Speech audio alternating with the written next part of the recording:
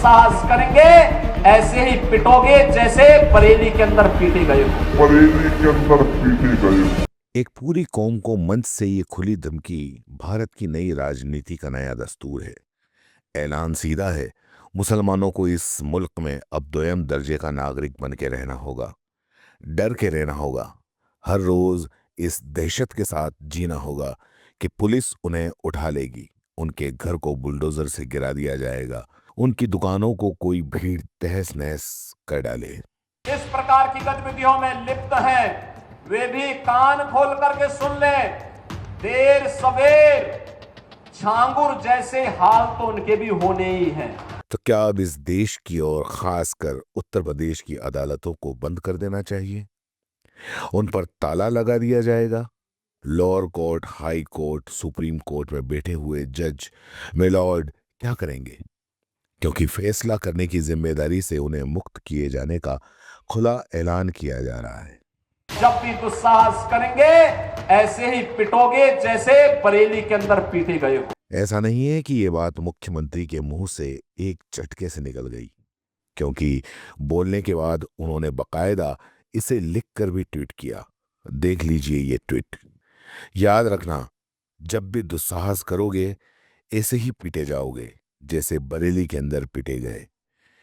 अगर ये एक मुख्यमंत्री की भाषा है, मुख्यमंत्री का विचार है, आचार है, व्यवहार है, तो फिर मान लेना चाहिए कि इस देश में संविधान की व्यवस्था का अंत हो चुका है। इशारा साफ है, अब यहां न्याय अदालतें नहीं करेंगी, सड़कों पर न्याय होगा, और न्याय का मतलब होगा राज सत्ता का आतंक। जो भी पर्व और त्योहारों में उपद्रव करेगा उसको हम पहले से इस बारे में कह देंगे कि उसको बिना मांगे जहन्नुम में जाने का टिकट हम काट करके दिला देंगे। इतना पर्याप्त होगा उसके। फिर अदालतों का काम ही क्या बचा? लेकिन इस पूरे खेल को जरा समझ। क्यों बिहार चुनाव से ठीक पहले आई लव मोहम्मद के नारे उछाले गए, और जैसे ही उधर से आई लव मोहम्मद का नारा उछाला गया, इधर से गजवाए हिंद का शगुफा छेड़ दिया गया। सब कुछ एक फिक्स स्क्रिप्ट की तरह। आपने कभी नहीं सुना होगा कि किसी ने गजवाए हिंद की बात कही हो, लेकिन इसे इतना बड़ा मुद्दा बना दिया गया जैसे इसके अलावा मुसलमान कोई और बात ही नहीं करते। कुछ लोग रहते भारत में हैं, लेकिन गजवाए हिंद का नारा लेकर के भारत के अंदर राष्ट्र विरोधी गतिविधियों को बढ़ावा देने का कुत्सित कार्य कर रहे हैं। गजवाए हिंद हिंदुस्तान की धरती पर नहीं होगा। गजवाए हिंद एक मुहावरा है, ये एक उर्दू अरबी अल्फाज है जिसका इस्लामिक संदर्भ में इस्तेमाल कहाँ होता है ये किसी को नहीं पता। इसका जो शाब्दिक अर्थ है वो अर्थ है भारत पर इस्लाम की विजय अभियान।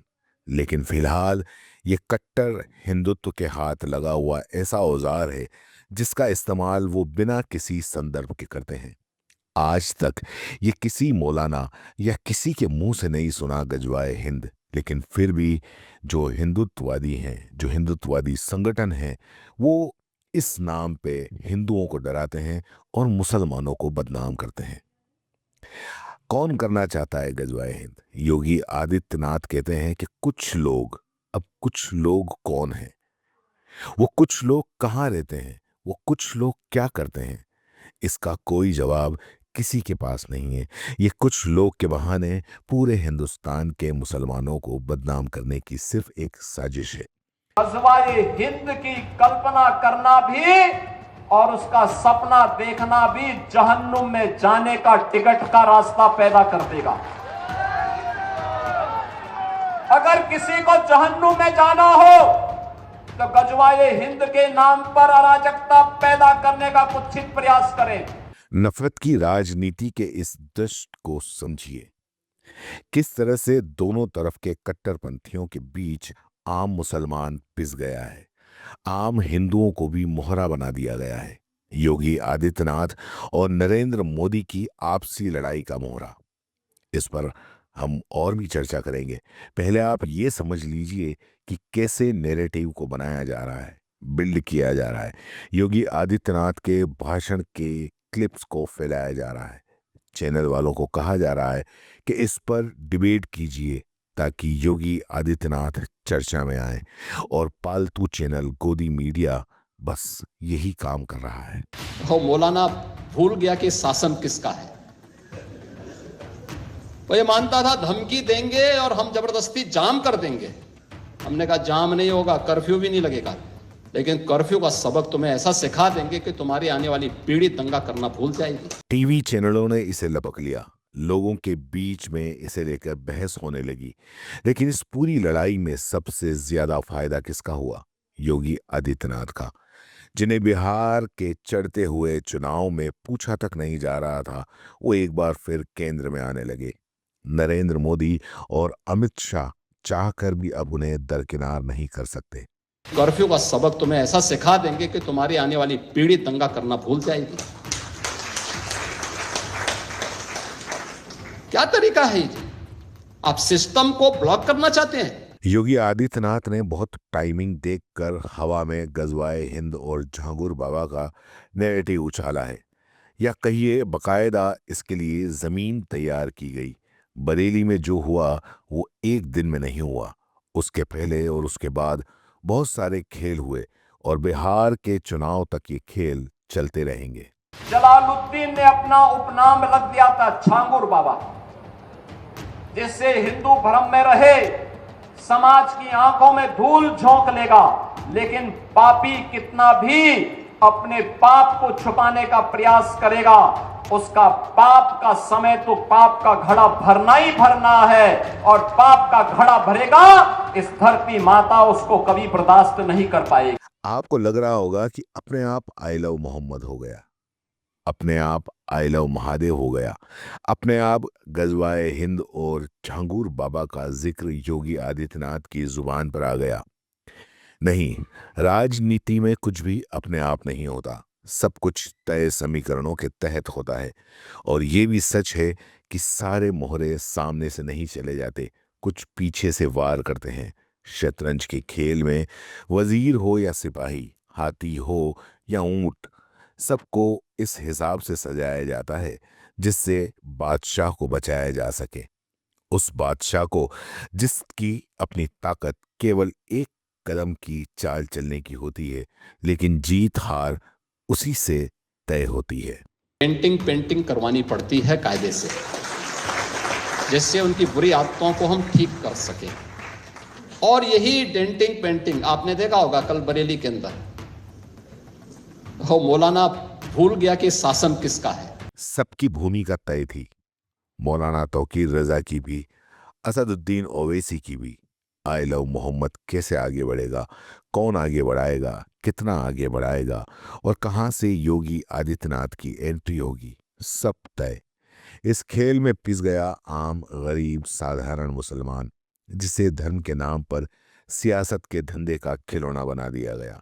10 एफआईआर हुई, 180 लोग नामजद हुए, 2500 अज्ञात, 39 लोग गिरफ्तार। कितने घरों पर बुलडोजर कार्रवाई का खौफ मंडरा रहा है, आप नहीं जानते।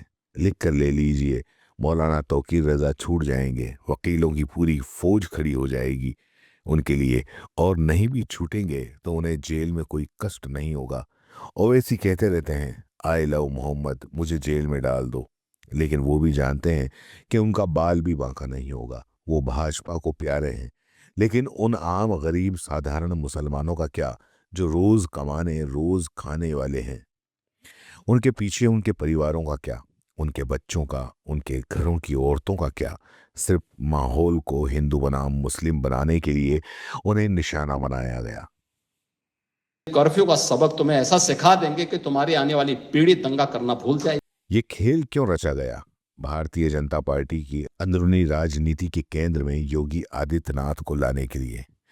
आप जानते ही होंगे, भाजपा लगभग 3 साल से अपना राष्ट्र अध्यक्ष नहीं चुन पा रही है, और कहा जा रहा है कि इसके पीछे योगी आदित्यनाथ का वीटो पावर है। संघ तो चाहता है मोदी शाह को एक आंख नहीं सुहाते योगी, लेकिन योगी उन्हें आंख तरेरते हुए यूपी की सत्ता में बने हुए हैं। संघ शिद्दत से नरेंद्र मोदी के विकल्प की खोज कर रहा है, लेकिन अभी तक वो इसमें कामयाब नहीं हो पाए। मोदी के बाद कौन का सवाल अमित शाह को बिल्कुल पसंद नहीं। योगी आदित्यनाथ का नाम आने पर शाह के भरोसेमंद निशिकांत दुबे बुरी तरह भड़क गए थे। इस पूरी घटना ने योगी आदित्यनाथ को भाजपा की राजनीति के केंद्र में ला दिया।